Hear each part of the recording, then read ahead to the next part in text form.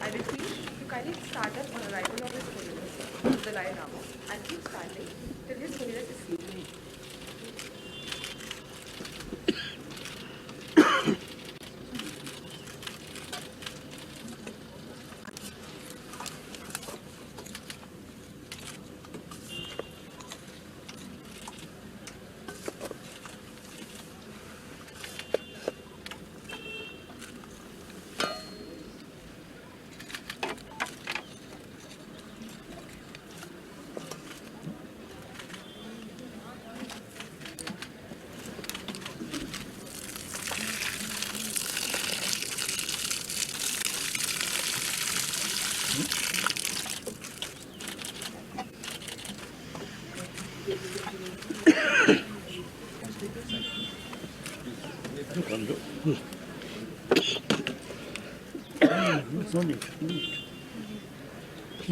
Okay.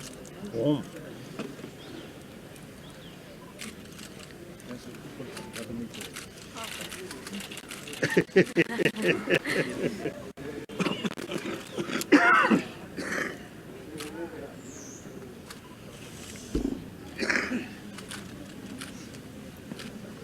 Please come this side.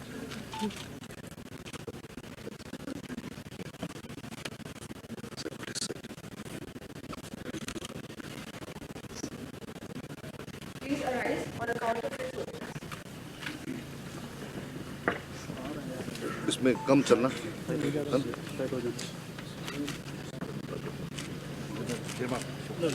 हाँ.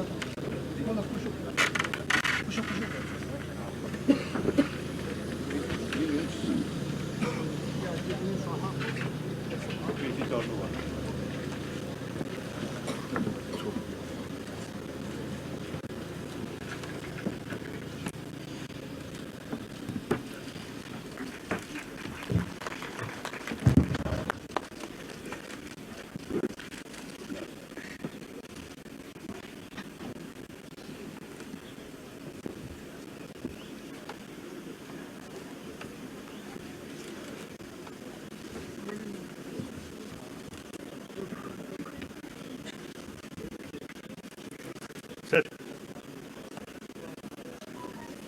Okay.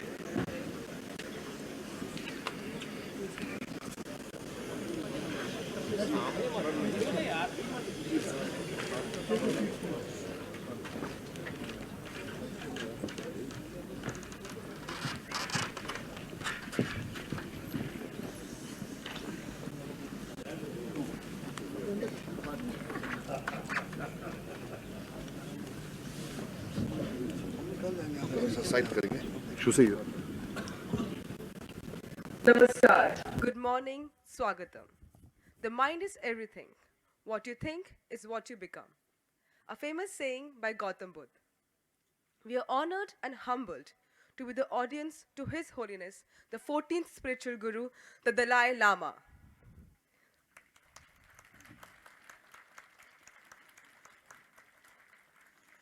Dalai Lama is a title, a combination of the Mongolic word Dalai, meaning ocean, and the Tibetan word Lama, meaning guru. His Holiness is committed to promoting human values such as compassion, forgiveness, tolerance, and self discipline. He also encourages religious harmony. His Holiness is the spiritual leader of all mankind, bestowed with the world's highest honor of Nobel Prize for Peace. His Holiness His Holiness has influenced the world and has emerged as the most prominent spiritual leader of our time, esteemed guest, respected Director Dr. Vinita Sahai, faculty members, staff members, members of the media, and my dear friends. I, Divyanshi Ahirwar, student of PGB 2019-21, on behalf of the Indian Institute of Management Bodhgaya Fraternity, heartily welcome you all to the auspicious occasion of His Holiness the Dalai Lama visiting our campus and unveiling our institute logo.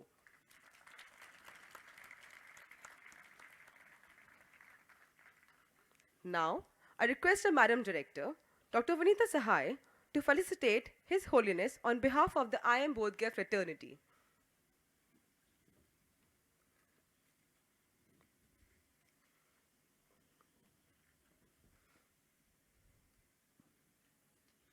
Thank you.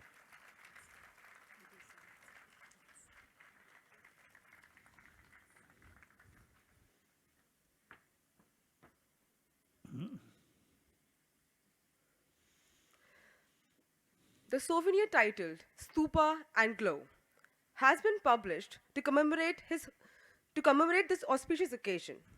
It is my privilege to request the chief guest, His Holiness, to formally release the souvenir by signing it.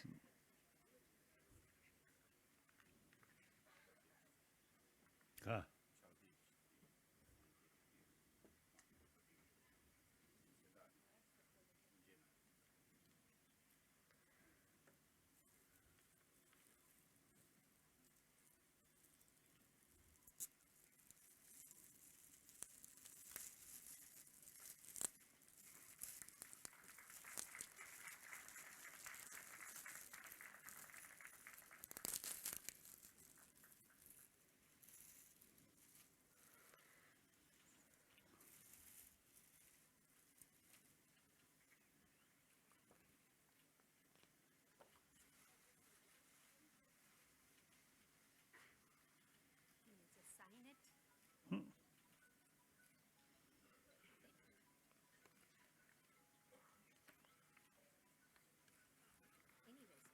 Okay.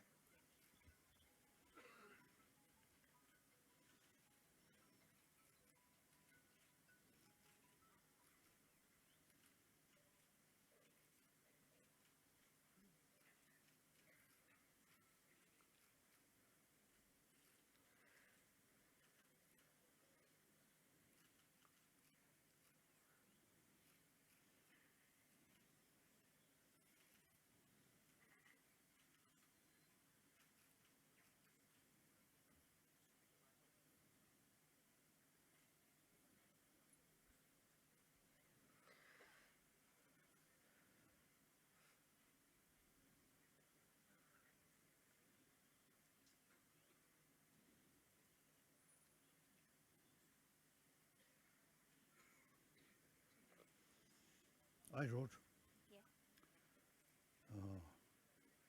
knowledge combined with compassion, that kind of knowledge, say, no.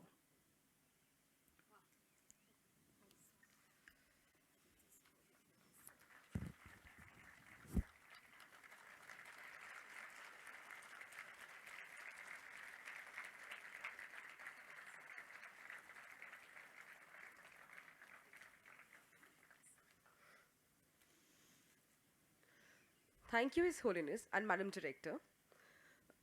Now, I request the Madam Director to say a few words, welcoming our esteemed guest and introduce the event. Ma'am, please.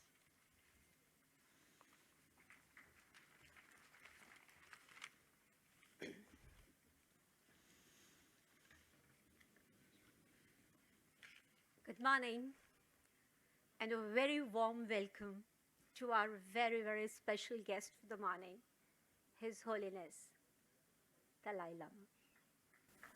So you have no idea that for many people sitting in the audience, for many of my bright students, this is a moment which they've been waiting for.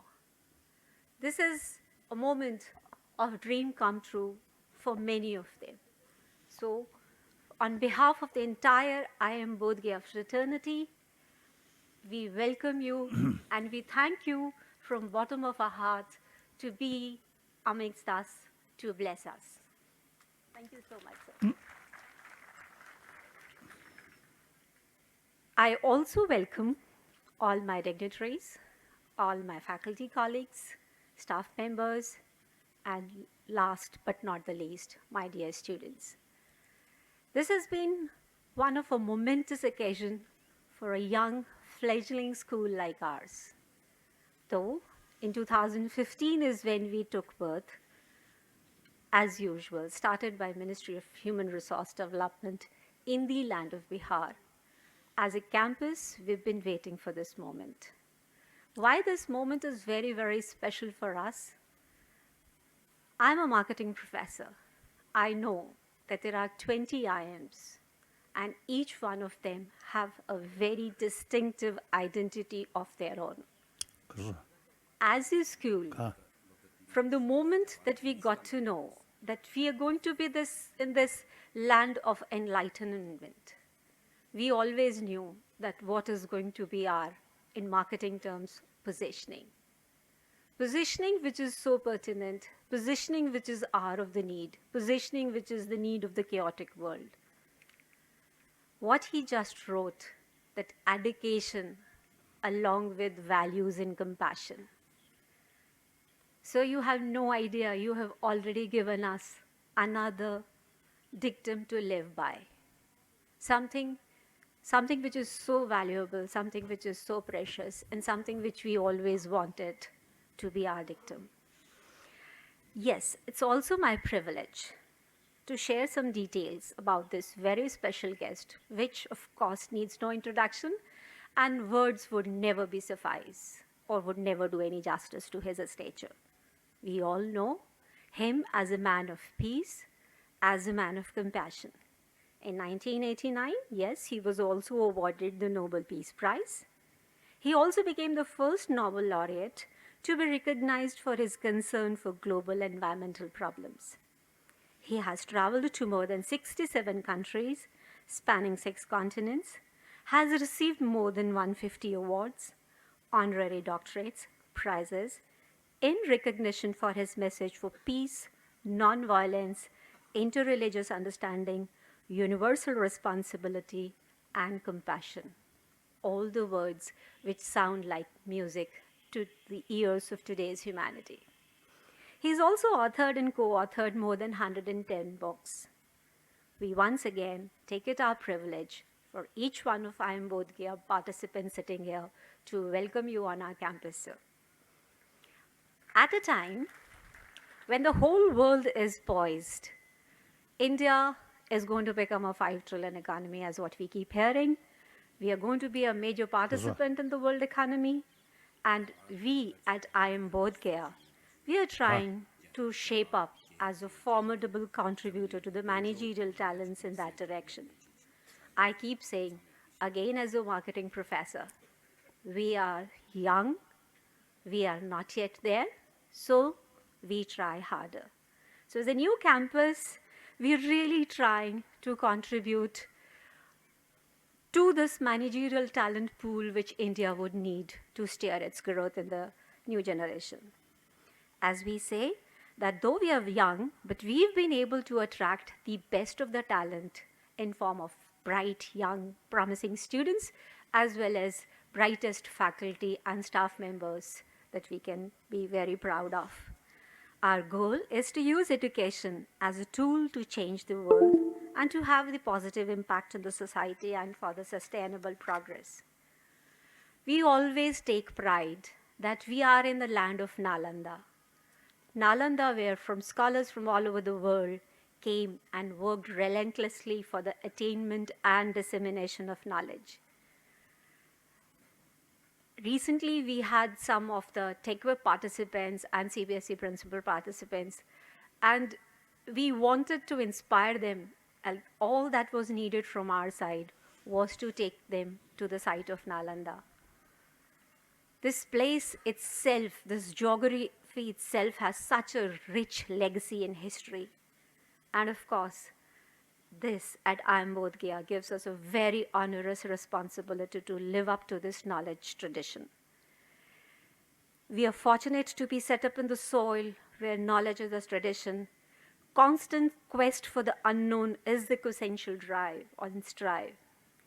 Values like mindfulness is in the air, and to be is prized over to do.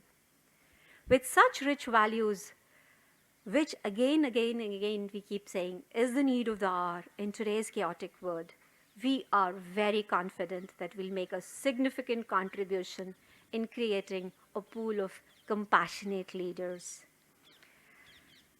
His Holiness, your teachings are a link from to do to be.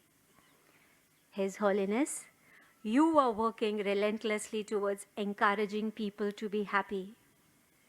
You are the one who is advocating the cultivation of warm-heartedness and human values such as compassion, forgiveness, tolerance, contentment, and self-discipline.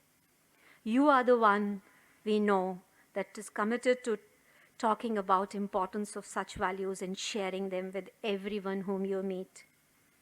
Of late, as we know, that you also have been speaking about the commitment of reviving awareness of the value of ancient Indian knowledge among the young Indians today.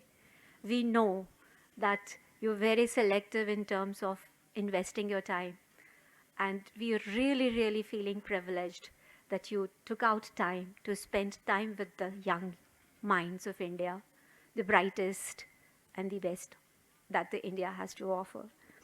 We are very convinced that your rich understanding of the ancient tradition and how it works on the mind and emotions, as well as the techniques like mentor training of meditation and all the ancient traditions which have a huge relevance today, and our students are going to take major learning from the session.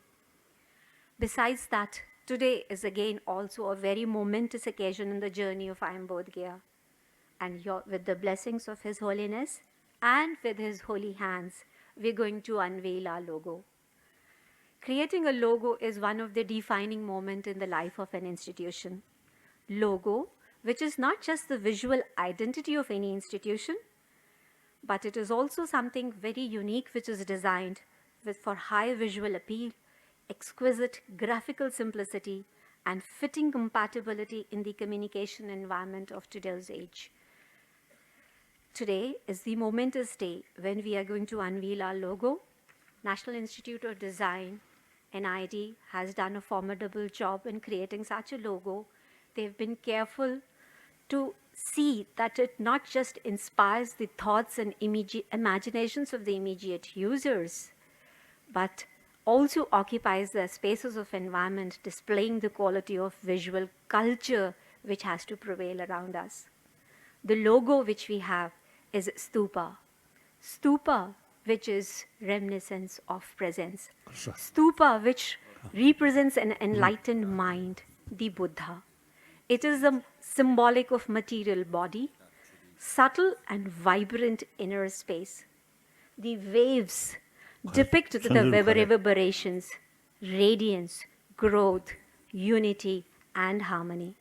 If you really notice carefully, it has an optical illusion of luminescence in the center and at the inference of the waves standing as a ray of insight and inspiration for Buddha and Gyan.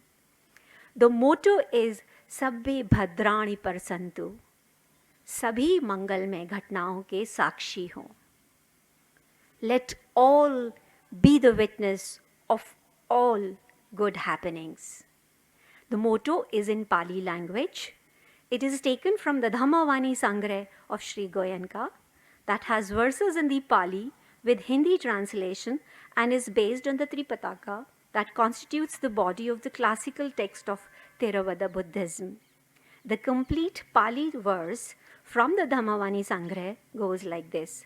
Sabbe santa sukhi hontu, sabbe hontu chakhemino, sabbe bhadrani parsantu, ma kaschit dukh magma. This verse is very similar from a famous Sanskrit Shanti Pat. Sarve bhavantu sukhina, sarve santu niramaya, sarve bhadrani paschantu, ma kaschit दुर्भाग भवेत्। अर्थ, सभी सुखी होवें, सभी रोग मुक्त रहें, सभी मंगलमय घटनाओं के साक्षी बने और कभी किसी को कोई दुख का भागी ना बनना पड़े. This is the motto of our school. Totally embodying, totally incorporating what this gentleman stands for, what His Holiness stands for. We are so lucky that we also have these words inscribed on the logo manual, which is released as a souvenir today. This gives us so much of pride that why this moment is very momentous, that all that we wanted to live by is today initiated by somebody who totally impersonifies that. So I'm very grateful once again on behalf of my entire fraternity, sir, that you have agreed to unveil our logo, and I will now request you to kindly do this. Thank you so much, sir. Thank you.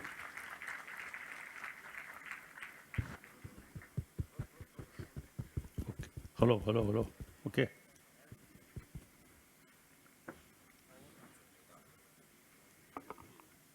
Oh, let's see.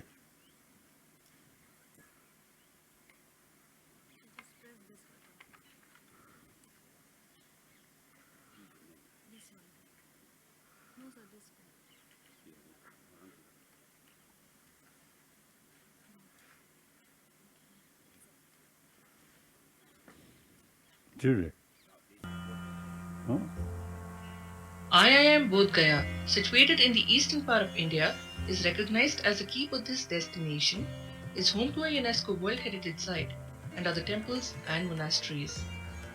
The IIM Bodh Gaya is built on this land of enlightenment, as exemplified by these stupas, which are a signifying symbol of enlightened mind, and the leaf of the Bodhi tree, symbolizing the associated path of enlightenment. The region has been an eminent seat of learning, and thus the radiating centers of the two ways exemplifies the constructive interference between them, indicating insight, harmony, growth, and coordination. Right, sir. The journey to become the enlightening IIM that would inspire and create mindful leaders has begun.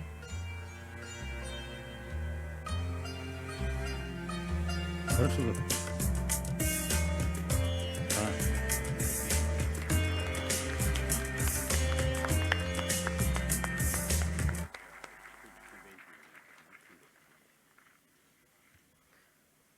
Thank you, His Holiness. Thank you, ma'am.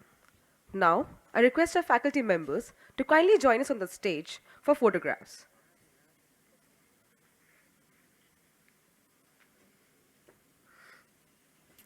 랑공이나?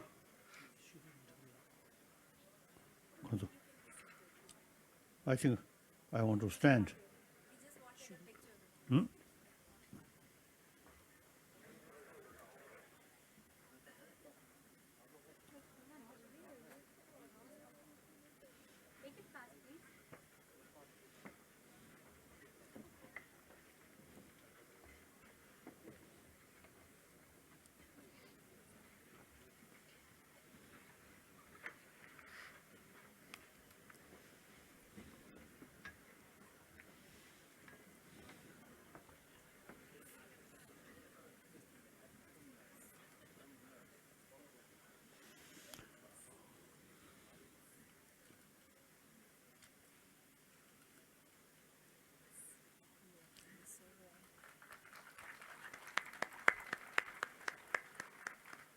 Thank you. Thank you.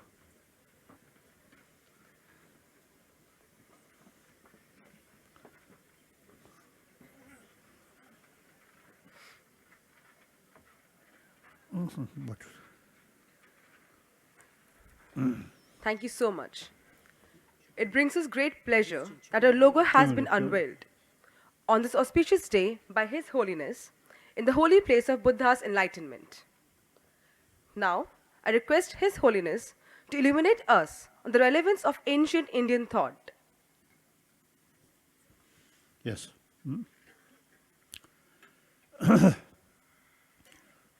Respected sister, and brothers,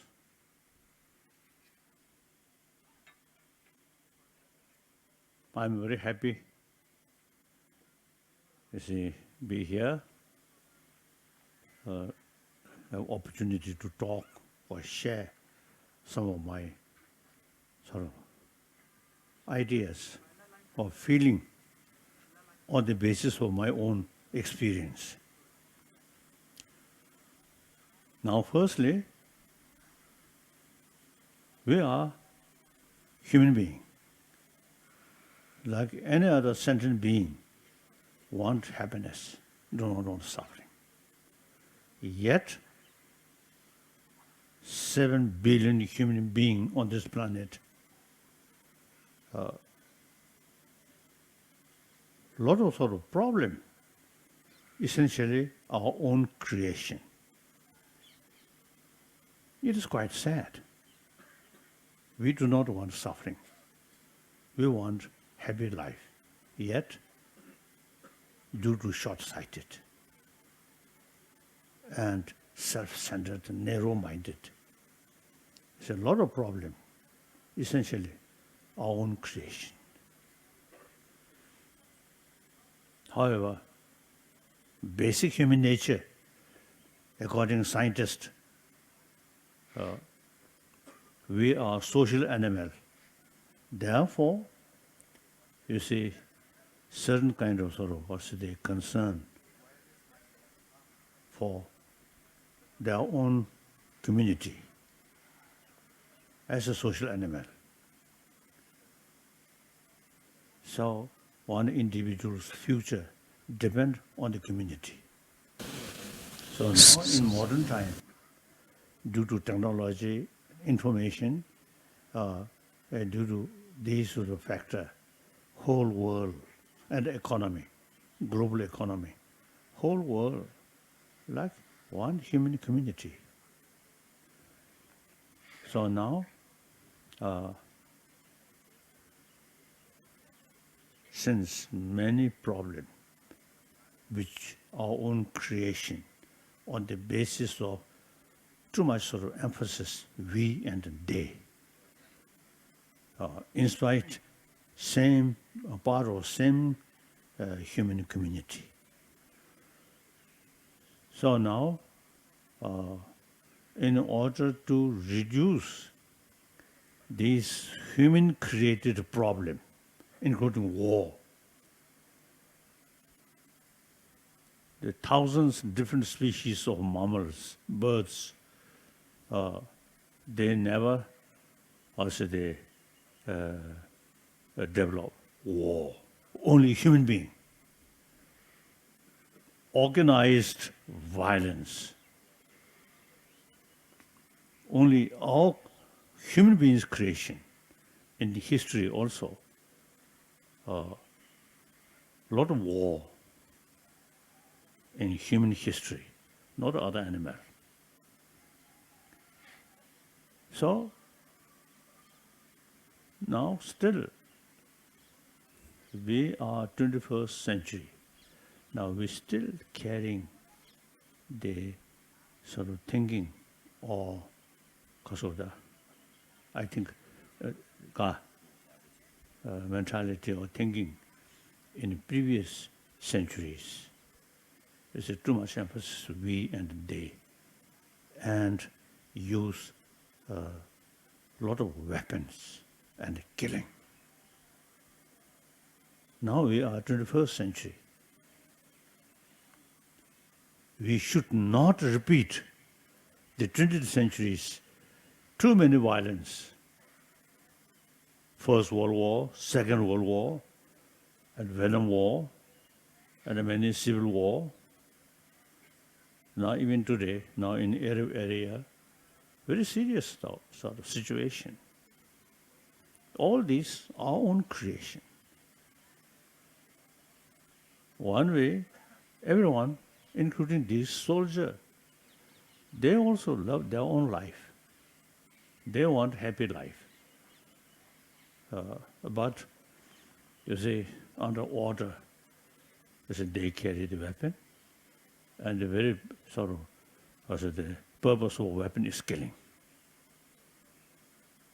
And the world, so many poor people there, yet a lot of money spent for weapon. Very sad. In 20th century, it happened that way. That is past. Now we should think genuine peace, genuine harmony among the humanity. And when we think the gap rich and poor, the poor people in Africa, in Asia also, in Europe also, the poor people, their main concern is day-to-day life. I think the world has some potential to help these people and to reduce gap rich and poor. But you see, these money used for sort of develop more weapons. Very sad. One way, whole world, everybody say peace, peace, peace. Peace not through prayer, but we have to make effort. In order to develop peace, we have to make effort to reduce violence and to reduce weapons. So now, like Mahatma Gandhiji's non-violence, any problem we have to solve through dialogue, non-violent way. That's India's tradition. Over 3,000 years, the concept of ahimsa and karuna. That's India's tradition. Buddha, Shakyamuni, and Mahavira, Jain, all these great thinkers, they carry the 1,000-year-old India's tradition of ahimsa, karuna. So,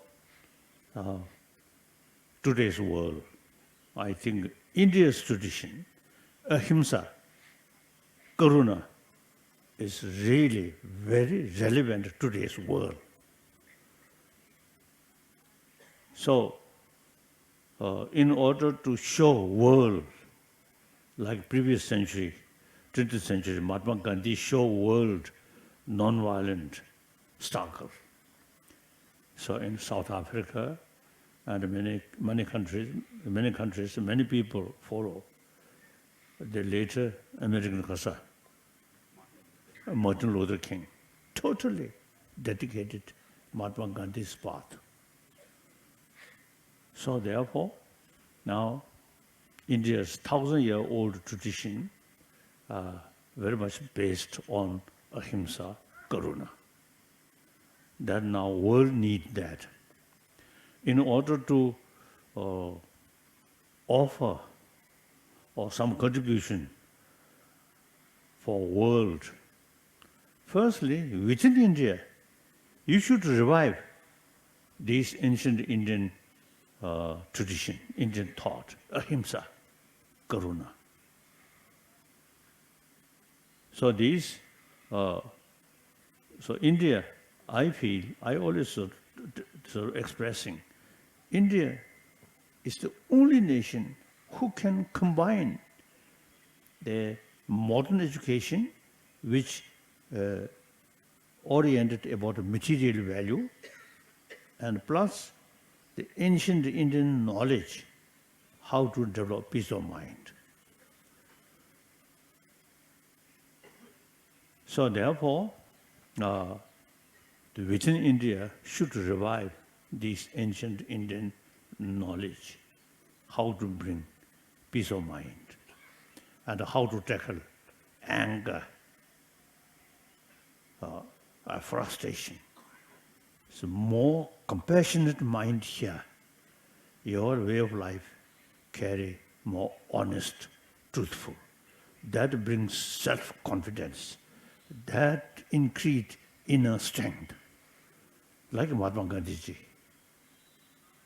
So therefore, now this country, I think you can check Egyptian civilization, Chinese civilization, and Sand Valley Skara, Indus Valley civilization. I think this Indus Valley civilization, which is India's civilization, I think produced most great thinkers, philosopher, not in Chinese tradition or Egyptian sort of civilization. I don't think. So, this country,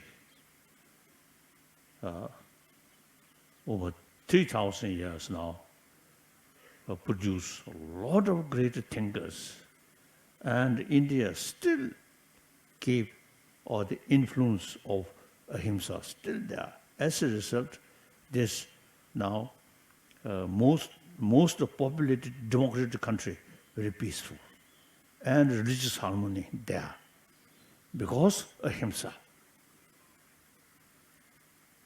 And our neighbor country, Afghanistan, and these Syria and Iraq, this area, same Muslim, Sunni, Shia, fighting, killing. And then Egypt, Christian and Muslim problem. And unfortunately, in Burma, Buddhist, Muslim, some problem. So it is unthinkable. All major religious traditions carry same message of love, in spite of different philosophy.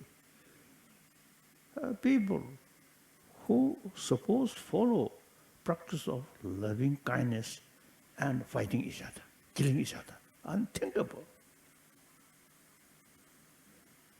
When we saw these things, really we admire India's 1,000-year-old religious harmony. These, because of 1,000-year-old India's tradition, ahimsa.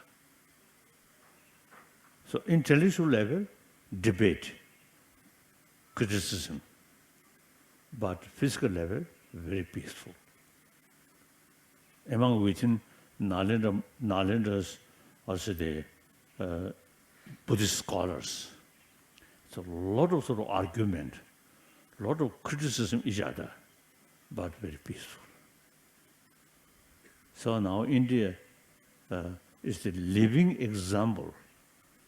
All major world religious traditions can live together and a mutual respect, and sometimes mutual learning.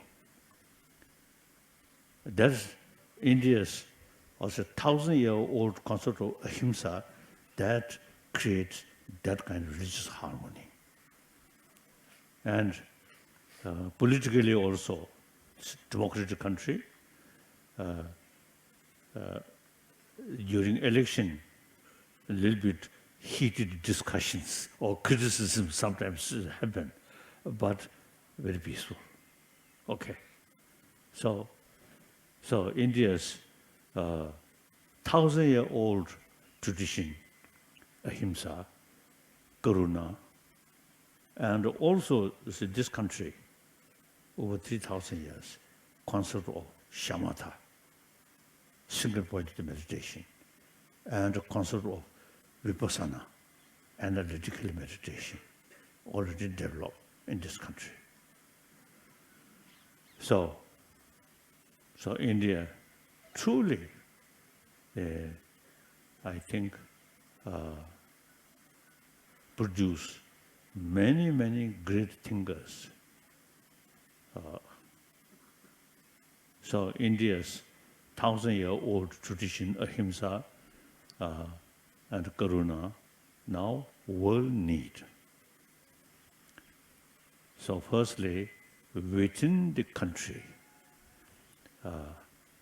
now here, the teachers and the students, you should pay more attention about is ancient Indian knowledge.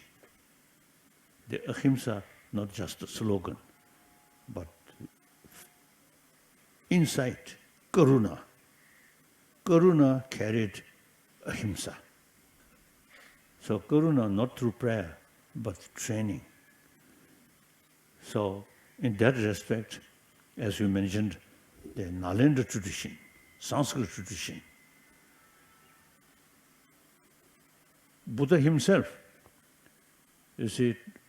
told his follower, "Oh, my follower, monks, scholars should not accept my teaching out of faith, out of devotion, but rather thorough investigation and experiment." So Buddha himself, expressed that way. So Pali tradition, according also the Nalanda tradition, the Buddha first Dharma teaching soon after he enlightened at Sarnath, that recorded in Pali.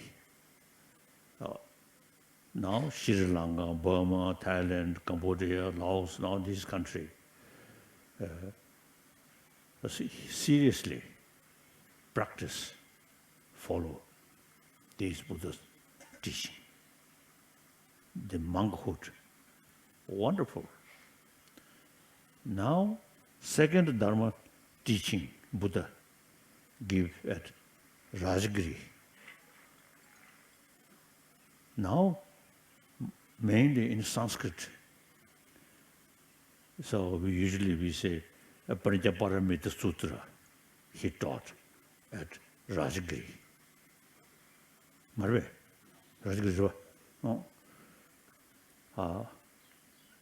So the Paramita Sutra, lot of explanation about ultimate reality of everything.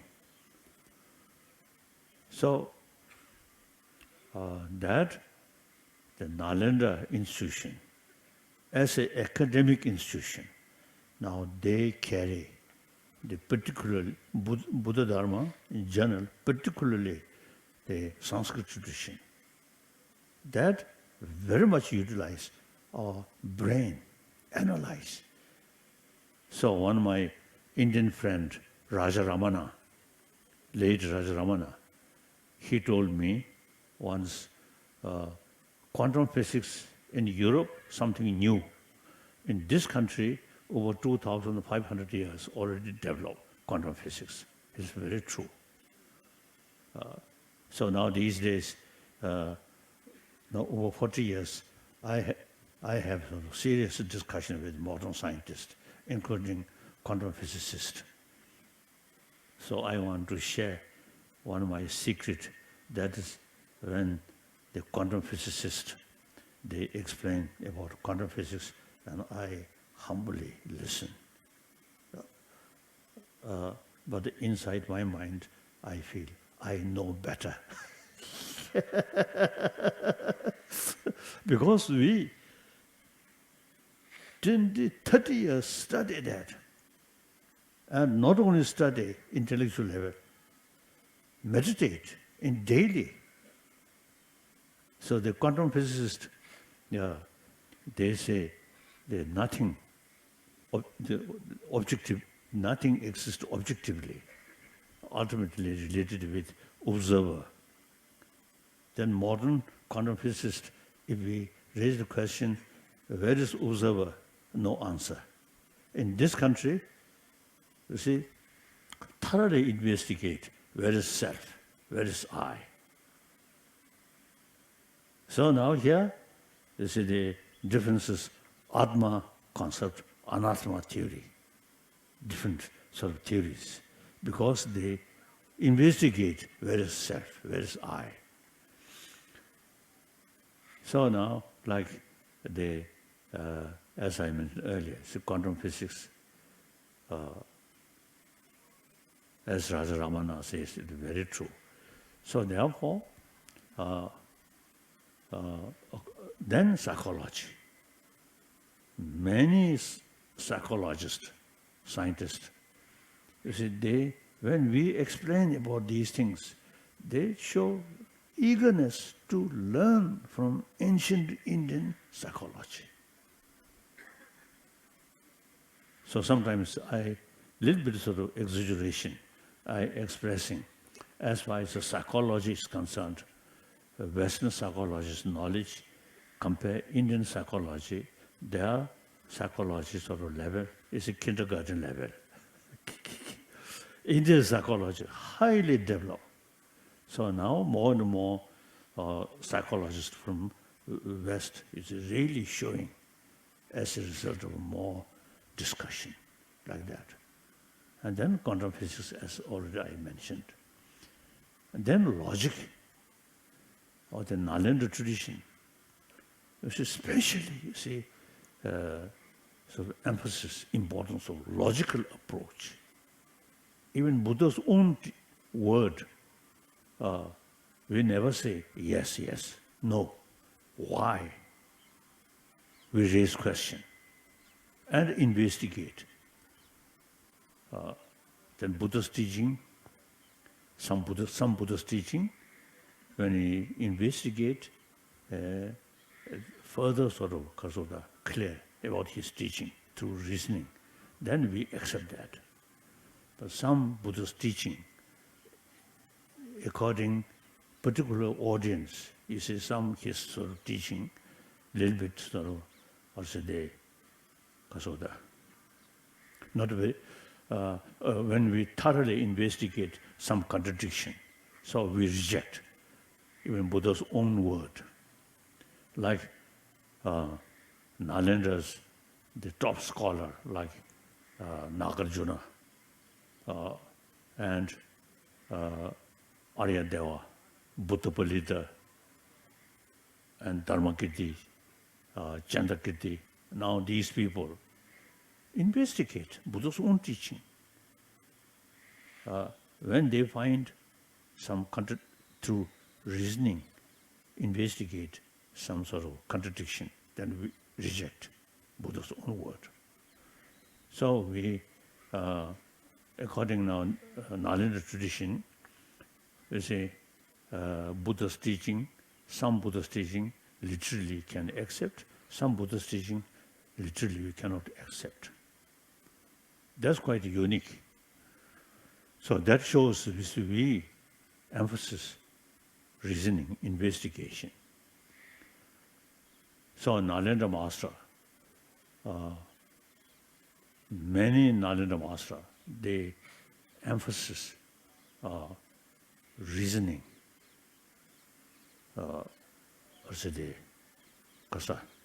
logical approach.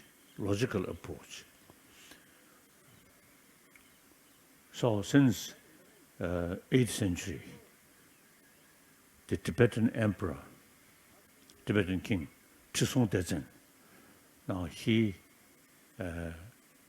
invite 8th century, and on that period, top master of Nalanda was Chandrarakshita. He invited to Tibet. Now, Chandrarakshita himself, top scholar of Nalanda institution. So he introduced Buddha Dharma according to Nalanda tradition, including logic, Buddhist logic. So Chinese Buddhism also, you see, same source from Nalanda tradition, but they not much pay attention about logic. So some important text about logic, Digna, Dharmakirti, these two persons, they are writing, they are great logicians. So they are writing, not translated into Chinese language. We Tibetan, all these texts translated into Tibetan. Because Chandrarakshita himself, great logician, his own writing, some logic things. So therefore, we as a follower, as a student of Chandrarakshita, over 1,000 years, we pay much more attention, study about logic. So now, Today, I think whole world, whole Buddhist world, I think Tibetan tradition, only Tibetan tradition, you see, carry complete sort of the knowledge of Nalanda Master. So, now gradually, many people, sometimes you see Buddhists from Pali tradition, Burma, Thailand, you see now more and more people now came to see me. So since we become very close friend, so I teasing, you see, your tradition without logic, then like without teeth. So some difficult subject, they cannot bite because no teeth. The Nalanda tradition, Sanskrit tradition, we thoroughly study logic, so no matter how hard you can.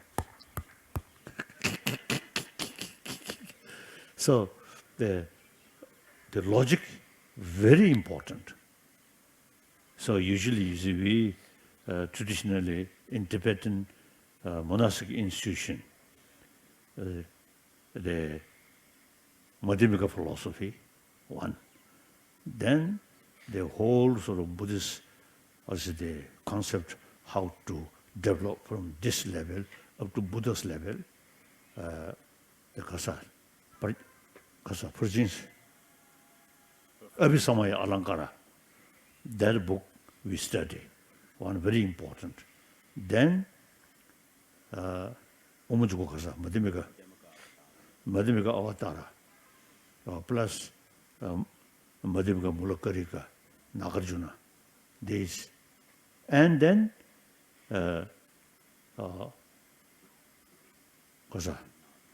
Digna and Dhammakirti's, you see, logic text. You see, these are main texts we study. So therefore, now among the Buddhist world, I think only we Tibetan, in previously Mongolia, in early part of this century,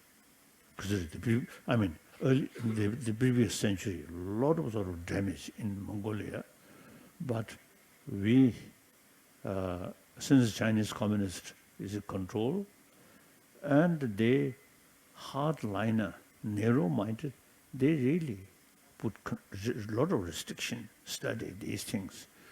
However, handful Tibetan refugee community in this country.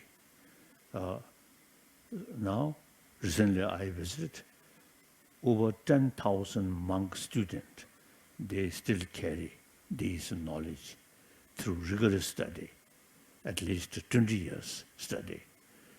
So, basically, Tibetan 1,000-year-old tradition which introduced by Chandra Rakshita, still we kept. So,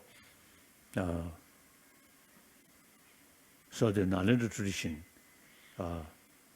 much sort of emphasis on reasoning and a logical approach. So some Chinese scholar, some university, so after they saw some of our publication here, they express, Tibetan Buddhist tradition is true lineage of Nalanda. And that Buddhist tradition is very scientific religion. So it is very true. So therefore, now Nalanda tradition, we still that tradition very much alive among our sort of also the knowledgeable people, like that. So now, Nalanda in India, all these Nalanda masters are Indian, no Tibetan. So usually I describe you Indian, traditionally our guru, our teacher, we are Chala. And we not only just a Chala, reliable Chala. All this knowledge, now Nalendra disappear, but this knowledge still we kept very much alive. So that proof we are reliable Chala. Isn't it? So sometimes I teasing my Indian friend, this physical, not Indian, Tibetan, but this mind, I'm more Indian than those modern Indian who educated Western education. Those Indian who thoroughly Western education. You see, you're physical Indian, but your mind is Western educated mind.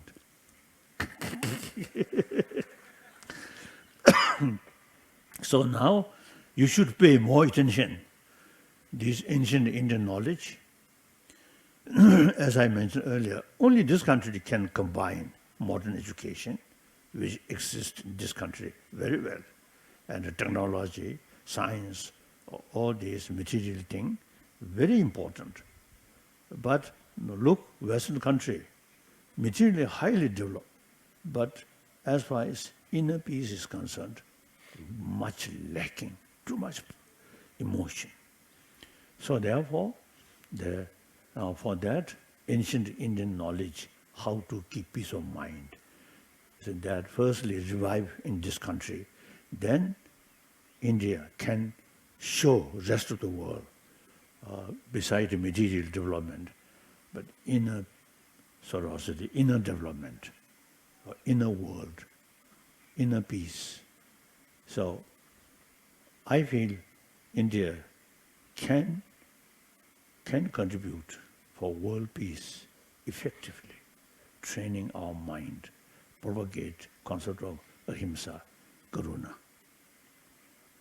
So now young Indian, as an Indian, you should feel proud. This nation. You see, I think a lot of potential to make contribution, better world, better humanity, happier humanity. So you should pay more attention for study this ancient Indian knowledge. So that is what my talk.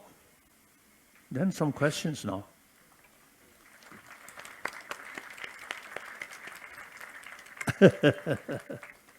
Thank you, His Holiness. We feel uplifted by His Holiness's speech that has ignited the minds of future business managers and entrepreneurs. We all will remain indebted to His Holiness. Ladies and gentlemen, now the forum is open for discussion. Yes.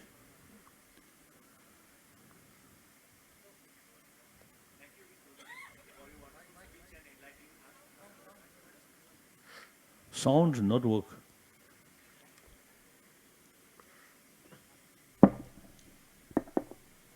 Thank you, His Holiness, for enlightening us in this auspicious occasion. We have few volunteers who will be discussing some questions with you. Yes. Okay.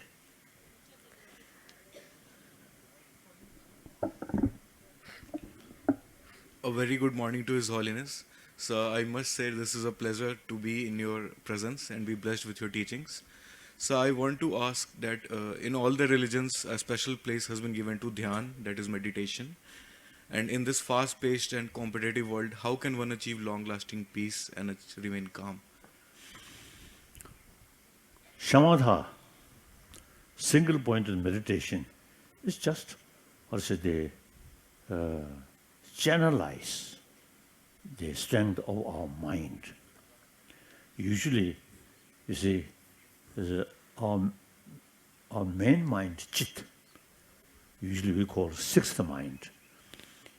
You see, very much sort of, also they combine with sensorial 5 senses of organs. So the logical approach or thinking is the sixth mind, not sensorial level consciousness. sensorial level just bring information. The real sort of judgment they carry by sixth mind. So,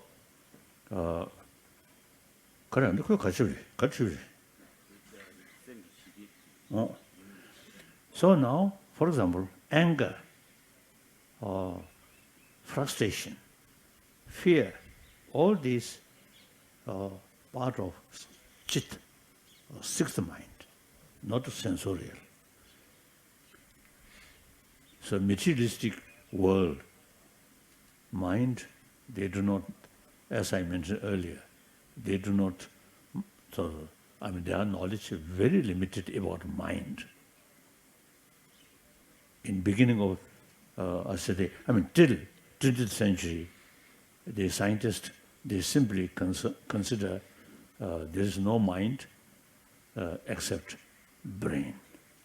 Now, later part of 20th century, more and more now scientists, especially brain specialists, now realize there is something which affects our brain. That's chit. So now, training, in the sense, you see, shamatha is channelize our mind, not following sensorial consciousness, but main mind, chit, you see, increasing its sort of ability. Then meditate on different subject. Now, here, usually we say vipassana, analytical meditation, analyze. So, now here, analytical meditation about its different emotion, anger, compassion. We can understand deeper level. Anger is destructive. Compassion is constructive. Then anger and compassion cannot go together towards one subject. No, when anger comes, no compassion. When compassion comes, anger, no place.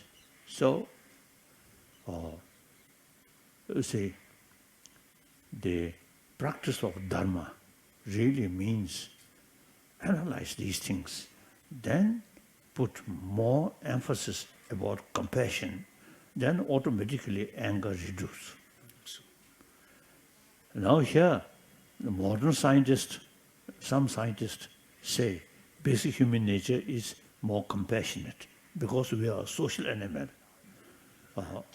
So on that sort of base, you see, we use our brain, analyze what's the value of anger, what's the value of compassion.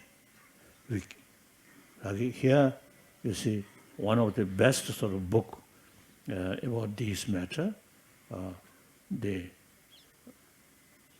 Shantadeva, great practitioner and scholar, his writing,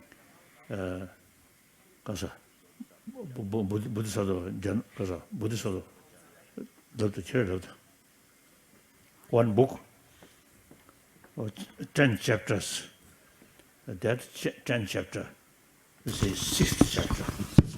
This is series of explanation and with comparison, anger and compassion, or mainly anger. 6th chapter. Then 8th chapter, he mentioned selfish and altruism. Not talking about next life, not talking nirvana or moksha, simply how to have day-to-day life more peaceful mind. So these texts, No. we have some copy. I wanted to give you and study, think, analyze.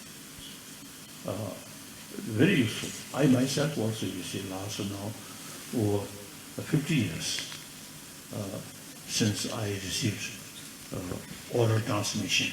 You see, this book, it really transformed my way of thinking, my emotion. And of course, other books, the Nagarjuna's, Madhyamika Mulakarika, as some book I already mentioned, these very, very helpful. You see, to transform our raw emotion. And here, the scientific sort of finding also very helpful, like that. So, anger, frustration, actually eating our immune system. So, constant anger is very bad for our health. Other side, compassionate mind, very, very helpful to our sort of physical health also. So like that. So through meditation, mainly analytical meditation, very useful, powerful way to transform our mind. Okay.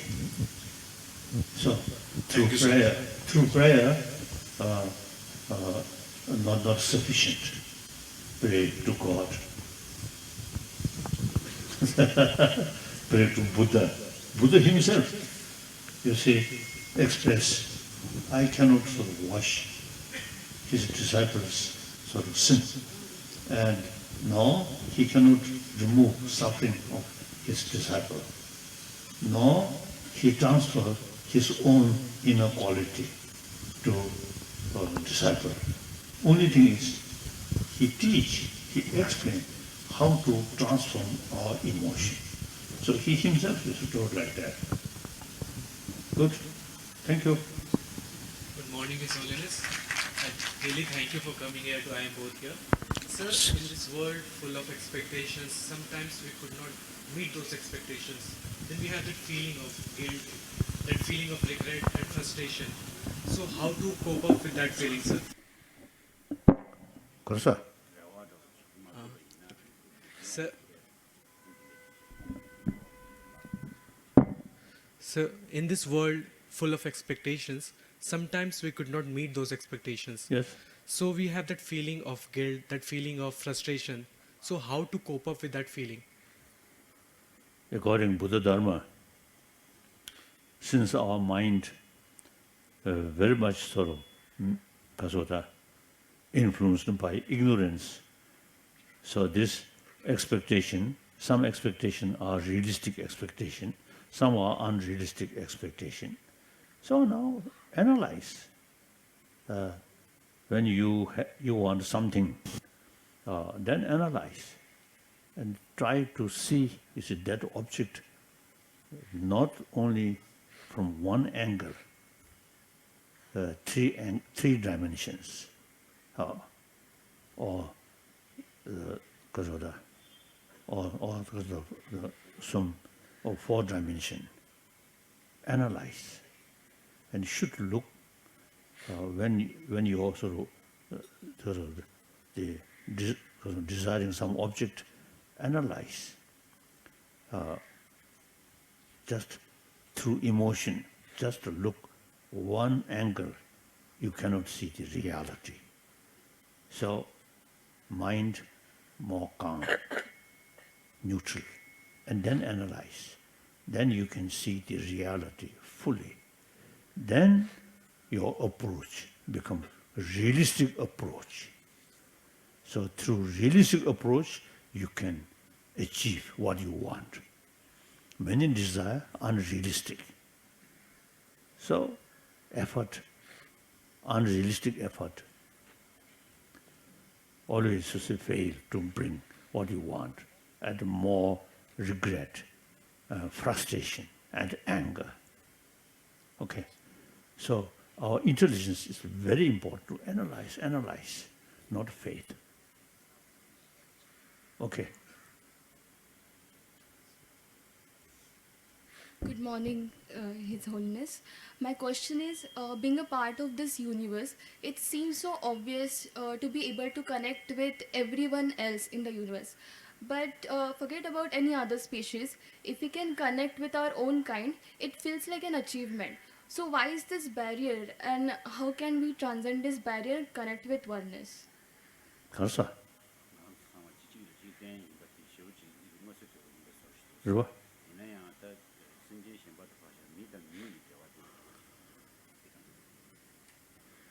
now, if you ask child, this is so long, with smile, other child with smile, play together, same. They don't ask what is your religion, what is your nationality. So now, gradually, once they join education, school, then you see emphasis, nationality, different religious faith. So basic, so the child, some kind of sense of oneness is there. Once we join education, now existing education should have some more sort of, the lesson, oneness of human being and basic human nature, and according Indian these 1,000-year-old Indian tradition, these I think should part of our education. So then once join education, then emphasis religious, because of different religion, different nationality, and then that develop the strong sense of we and they. So therefore, in education, I think should should include the sense of oneness of 7 billion human beings. And any human community, their future depend on rest of the human community, 7 billion human beings. So I always try to share the 7 billion human beings. 7 billion human beings are same human being, mentally, emotionally, physically, and same, all have same right, and then individual human beings' future depend on rest of the human community. So we really need sense of oneness of 7 billion human beings through education. Okay. His Holiness, we see in this material world, we always want more. Like I set a goal, I achieve it, but I always want more. At the end of the day, I'm not content. So how should we, like, I'm really confused. How should I get that inner peace out of me? 가서.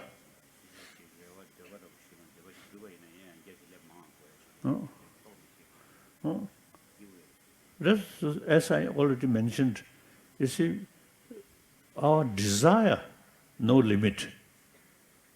So then, you see, should think those objects which we want to achieve, whether realistic approach or not. That's important. So then, you see, things, you see, you want something, but beyond your ability or opportunity, then should practice contentment.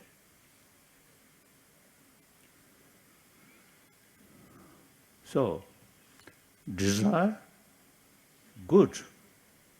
All movement, all sort of progress, whole human history, even animals, I think a desire, you see, sort of carry because of progress way over 1,000 years, all like that. Without desire, you see no further progress. So desire is good, but it's an unrealistic desire and sometimes bring disaster.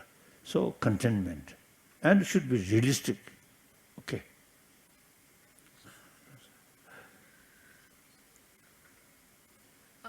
Thank you, Your Holiness. I wanted to ask, do you think that mindfulness and self-compassion, do they lead to happiness? Sense of competition, two kinds. Okay. And compassion. Correct? Compassion. Yes. Oh, mindfulness. Certainly. You see, a lot of problem, a lot of worry is ultimately self-centered attitude. For that, compassion brings immense sort of help to reduce self-centered feeling. So compassion is very, very helpful to bring inner peace. That much I can share with you according to my own experience. As I mentioned, the answer to other one, the Shantadeva's book, or this 8th chapter, wonderful, lot of discussion with selfish and altruism, and make comparison. That very, very helpful. Not just the faith, but analyze. Intellectual level, analyze what emotion bring more inner peace, what emotion destroy emotion. That, destroy our the inner peace. So, the constant think about compassion automatically reduce self-centered attitude. Okay.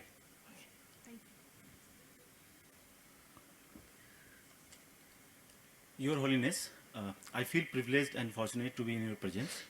So, you have traveled across the world, Europe, Australia, US, you have been everywhere. You know there is diverse ethnicity.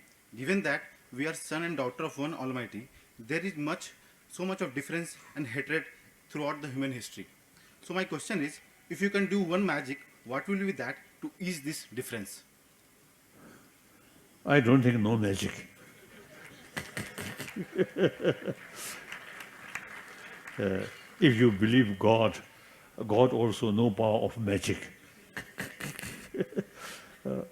Buddha, as sort of Buddhist, the Buddha, as I already mentioned, is no magic.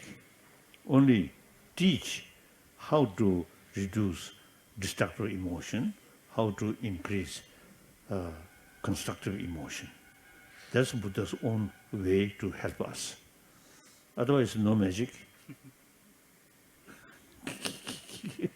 Magic, I think, usually, you see, we understand rare.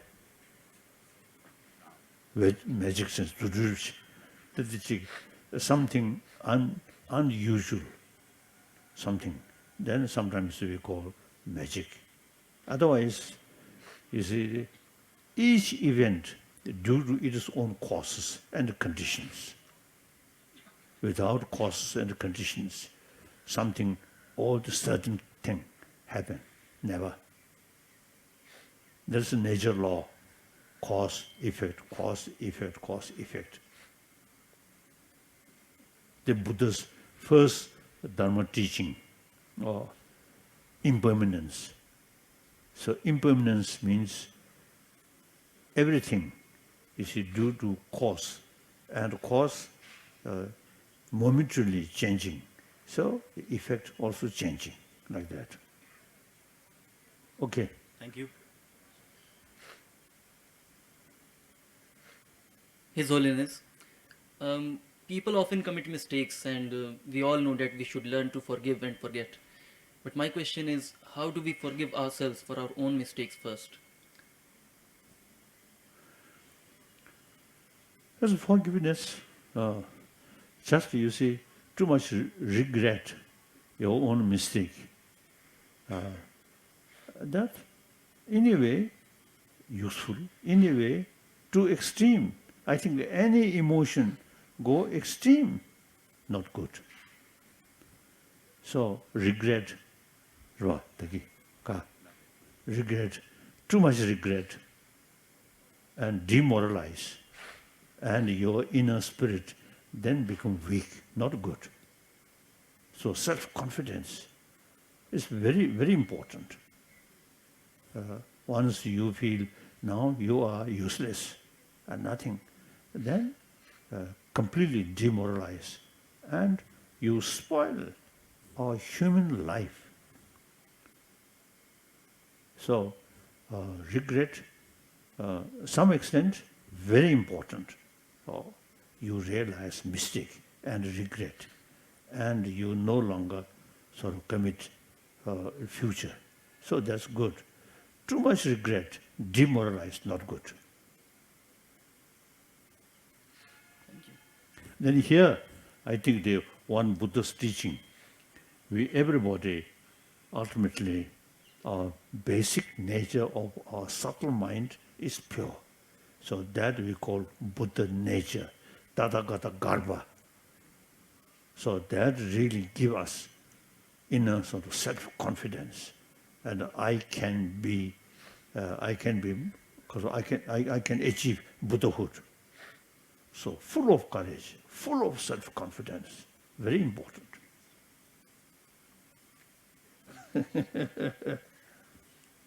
Good morning, His Holiness. It's an honor to have you in our campus. So as an MBA student, we are involved in lots of activities which require consistent attention and effort. So in what ways we can increase our productivity in our hectic academic life? 그래서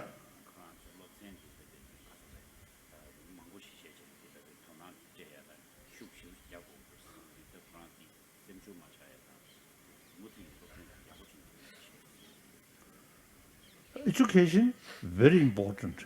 Education fully utilize our special brain. The thousands of different species of mammals, only human beings' brain is something very special. There is a real potential. So education help to further develop or utilize that intelligence of our brain.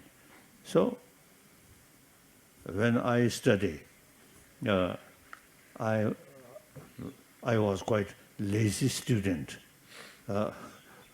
So my teacher is showing me, I said, they weep because I lazy person. So you see, when you are young, say certain subject, you really feel boring. But you see, I think sometimes your friend, your teacher, you see, and also some sense of competition, a positive way, very important.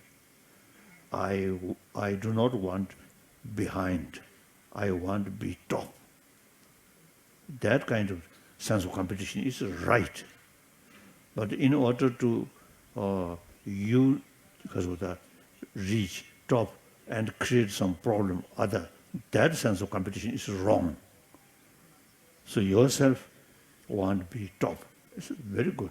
And to show other, also you see, reach top. Very good. So should not feel because of the discouraged or pessimism, not good. Okay. Thank you.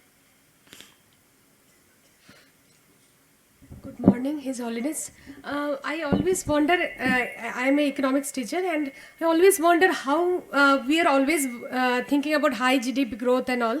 So how can we think about more sustainable, sustainable planet and all? So what we can give to our future generation? So we are not thinking, we are only thinking about how to have more growth and growth, but our resources are limited. So how can we have more sustainable future generation, and they can also have nicely living life? So actually,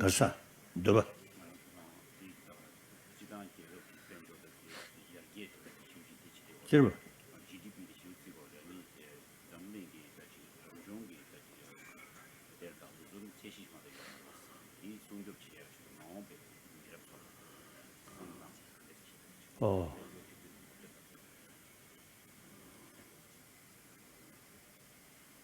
Now, economic development is very necessary. At the moment, there are huge number of poor people.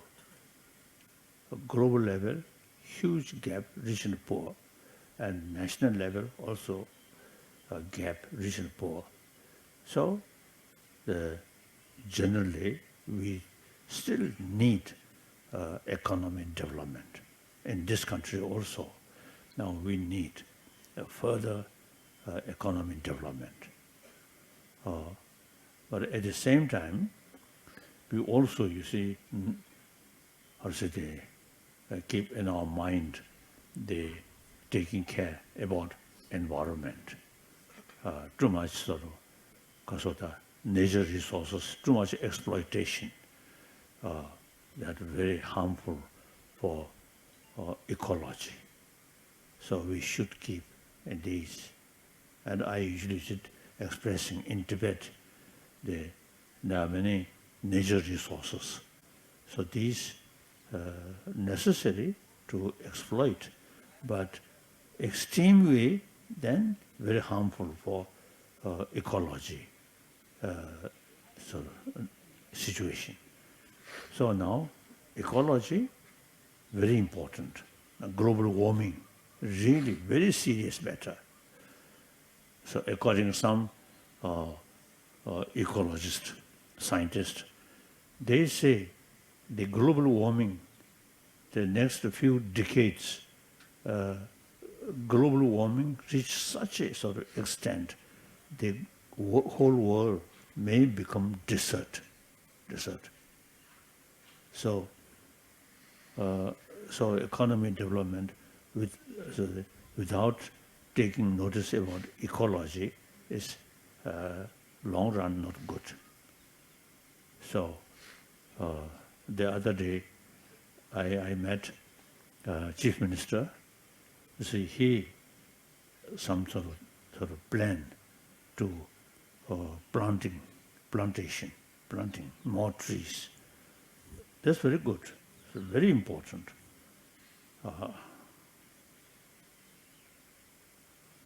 So ecology, actually, you see, beyond our control, global warming. So this goes continuously. So what we can do is try to preserve, try to pay more attention about ecology, like that. But India, I usually see expressing, we Tibet, the snow mountains, and most of the rivers which cover China, Yellow River, into China, and mainland China also the Kasa, or Yangtze River, and then Brahmaputra and Ganga, all these rivers come from Tibet. So sometimes I describe we Tibet is supplier of water to India. So preserve, taking care especially about Tibetan environment is very essential. Over 1 billion people's life depend on those rivers which come from Tibet. Okay. Thank you, sir.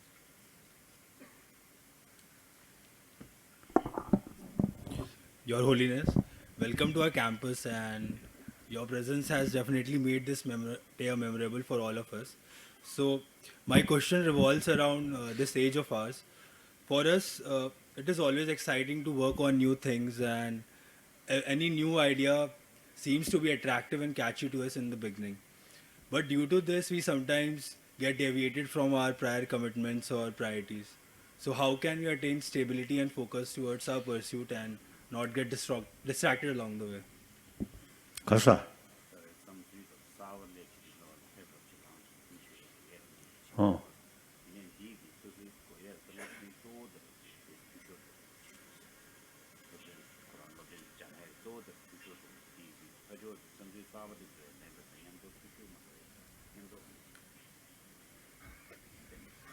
As I mentioned earlier, analyze and those different subject, some subject for education, something important, but judging from holistic, not very important, could be. So judge the approach realistic way. So your sort of particular subject is something relevant, your holistic sort of approach, then very good. And your subject not much sort of relevant, then you can change your subject. Okay. So, but we do lose time in like changing too many ideas and working on too many things at the same time. So, like, how do we know that this is our thing and we should work on this, focus on, and not get distracted on like short-term goals, maybe? Hasa. Ka.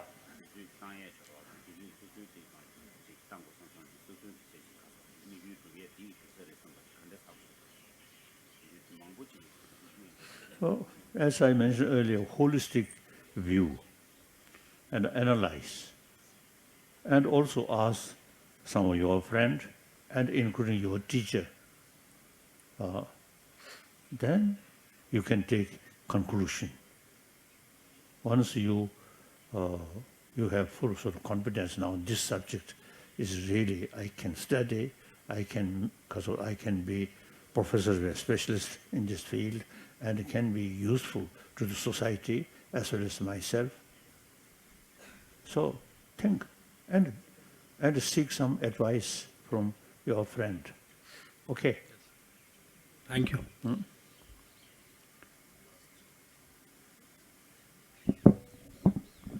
Thank you, Your Holiness, for gracing this occasion. So, sir, in today's learning, in our management journey, we learn a lot of, we talk a lot about key performance indicators, a lot of metrics, and we try to quantify each and everything. So these learnings, as you said, we can can we translate these learnings to our spiritual journey as well? Kasa.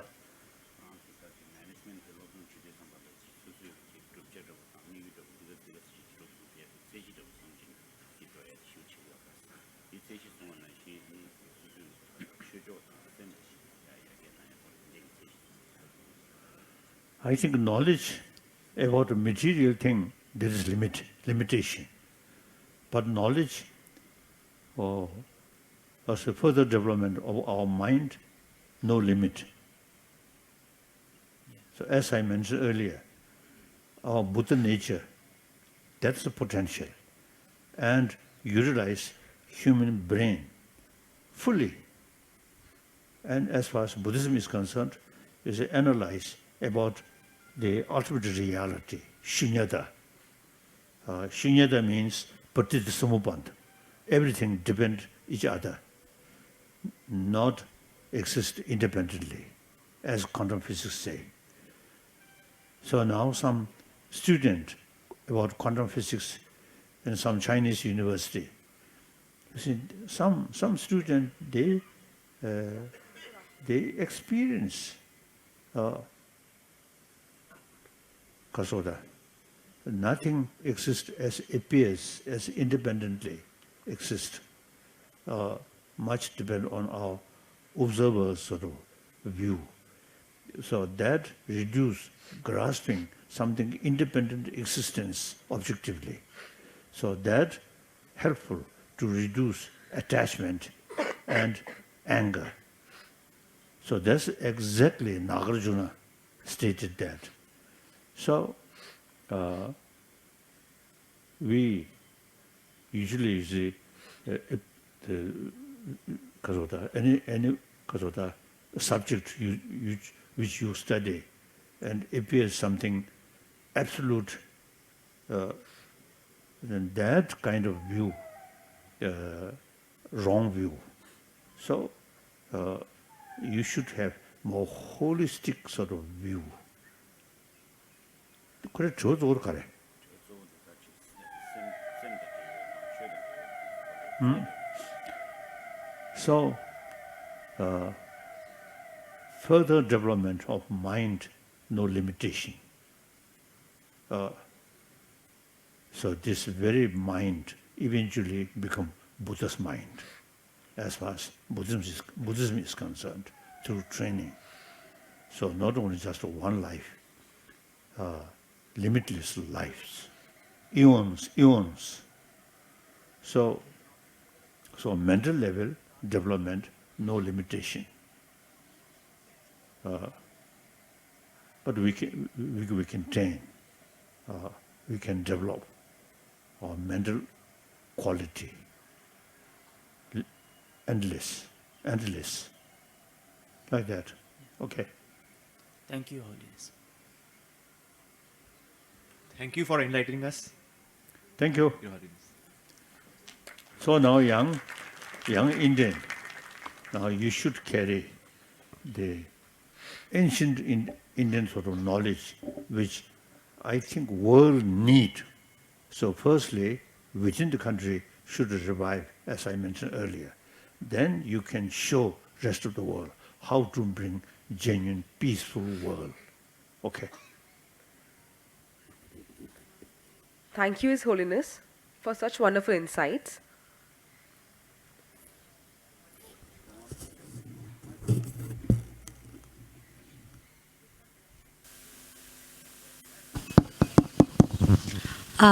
His Holiness, with all my humility and on behalf of my entire campus, actually going down on my knees, I have a request.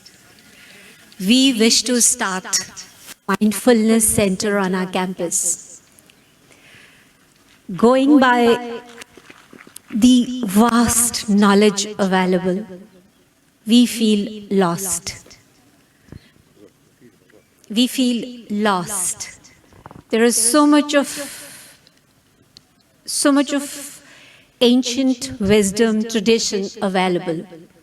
We have with us the brightest of the minds, those who will go and make a major contribution in the world. How do we develop a course, because we are very privileged to be in this land, even the geography, even the physical proximity of all the learned people in this area, we are privileged to have it. But our problem is where to seek guidance. So today, on behalf of my entire campus, I am looking forward to your guidance. The journey should not stop today. In fact, the journey should start today.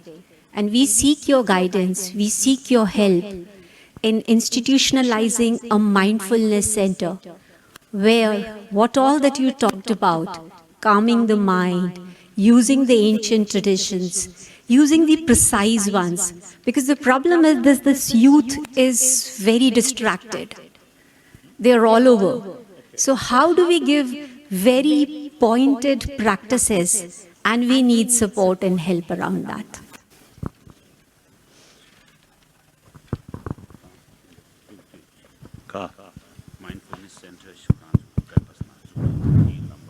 See, your idea, very good. I think very good. And existing modern education is not complete. We should include some method or some education, how to develop our mind. Firstly, how to develop, how to increase mental sort of power, to thinking power. So meditation is very important.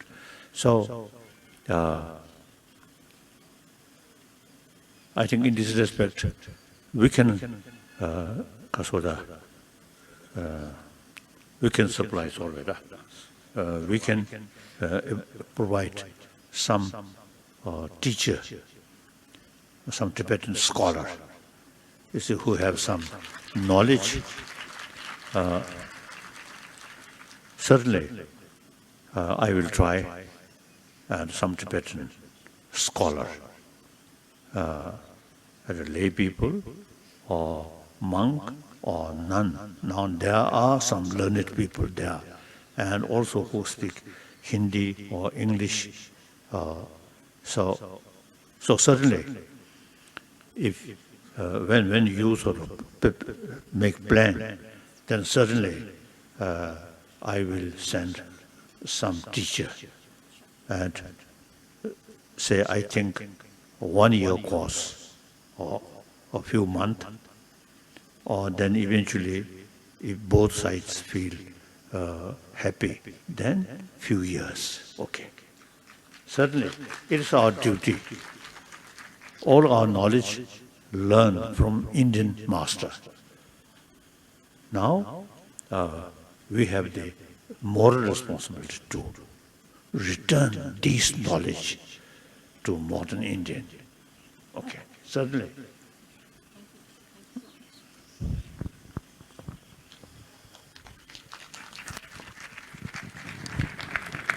We'll connect with you and your team.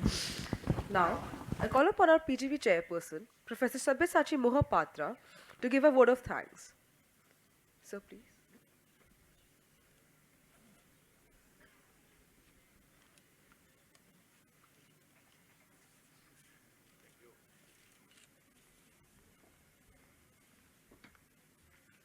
Good morning, everyone. I, Professor Sabyasachi Mahapatra, thank His Holiness, all our dignitaries, particularly Sri N. Dorji, Secretary, BTMC, Sri Tanjin Tala, Secretary, Office of His Holiness, Sri Gaurav Gupta, BOG IIM Bodh Gaya, Professor Puspak Bhattacharya, Director IIT Patna, and Sri Abhishek Singh, DM Gaya, for making this occasion grand, momentous, and memorable. I thank all the students, my colleague faculty members, and our director for being present over here. Thanks, everyone. Thank you.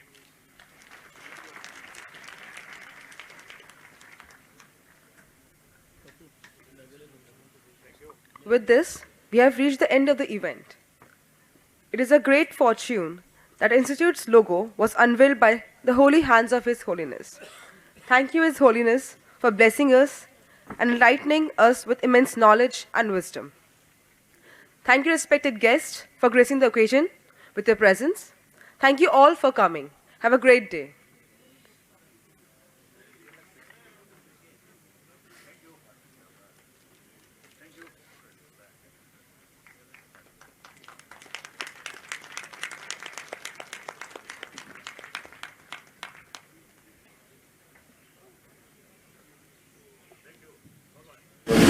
See you again. Thank you.